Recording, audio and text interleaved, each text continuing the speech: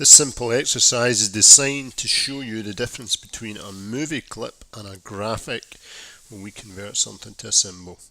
I'm going to use a simple exercise here, but the concept involved is perhaps a little bit complicated. Let's see how you go with it. What we've done here is we have created a graphic, which is a single picture of a van here, and we have put two keyframes on the timeline with a tween so that when we actually play the graphic we have our van moving across the screen. Now take a look at the wheels, and the wheels are of course static, they are not moving. So for a little bit of realism we would like the wheels to move. So if we look at a second solution, in this scenario here, then what we actually have is that wheels, if we click on them, we can see they are separate objects. Actually, if we hide them, we can see that they were originally cut off of the van. And we have applied keyframes for 3 separate layers, because we know that for animation we generally want one thing per layer. And now when we play it, we have the wheels slowly moving around due to the a rotation on the tween. So it looks more realistic, but of course we've had more work to do working with our 3 layers here.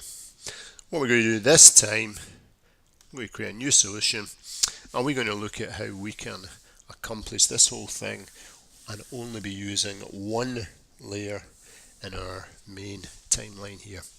Okay, so we've already inserted the van, and what we're going to do, we're going to keep just this one layer, which would normally mean animation would not be ready to work, but we're going to go to File and Import to the Stage, which is what we did with the van, and we're going to find the file wheel, and we're going to take that wheel and we're going to just put that in place, either front wheel or back wheel, it doesn't matter.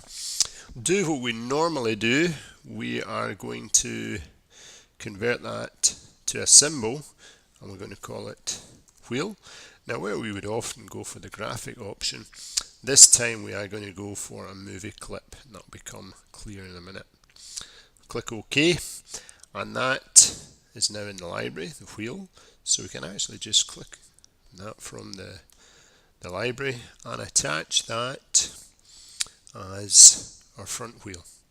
Okay, now what we're going to do is we are actually going to put animation on the wheel.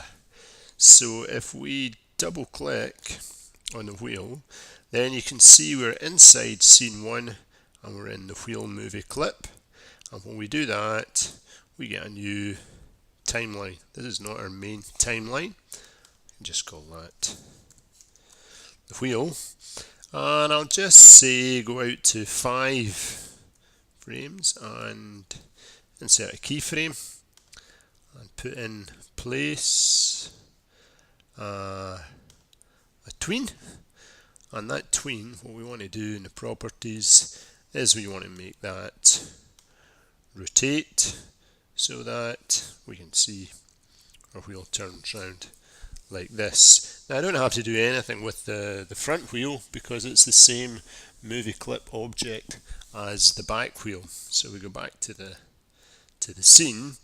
Now we can insert a keyframe, say 190, and if we just take everything, drag that over to get pretty much off the screen. Then again, same as we did before, if we create a classic tween and just slowly moving through it, yeah, we get our animation, but the wheels are not actually rotating.